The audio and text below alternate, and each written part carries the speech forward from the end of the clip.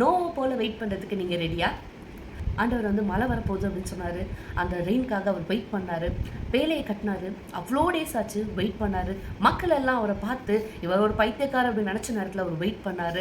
இப்போ மழையும் வந்துருச்சு, அப்பயும் அவர் வெயிட் பண்ணுறாரு. எல்லாம் ட்ரை ஆயிடுச்சு, அப்பயும் வெயிட் பண்ணுறாரு. அவ்வளோ நாள் வெயிட் பண்ண அந்த நோவாவுக்கு கடைசி அந்த ஃபியூ டேஸ் அவருக்கு வெயிட் பண்ண முடியல.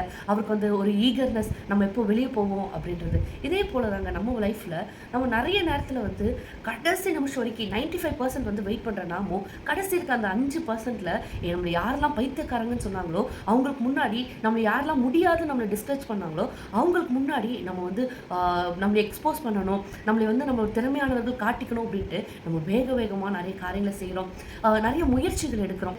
ஆனால் பர்ஃபெக்டான டேயில் கடவுளே கரெக்டாக அந்த டோரை வந்து ஓப்பன் பண்ணி விட்டுறாருங்க. கதவு பூட்ட தெரிஞ்ச அவருக்கு அந்த கதவை என்னைக்கு பர்ஃபெக்டாக திறக்கணும்னு கரெக்டாக தெரியுங்க. அதே போல தான் நம்ம லைஃப்லையும் பர்ஃபெக்டான டேயில் வந்து கடவுள் நம்மளுடைய காரியங்கள் எல்லாத்தையும், நம்மளுடைய டோர்ஸ் எல்லாத்தையும் ஓப்பன் பண்ணுவார். அந்த கரெக்டான டைமுக்காக வெயிட் பண்ணுங்கள். ஆண்டவர் உங்களை பிளஸ் பண்ணுவார். Be blessed.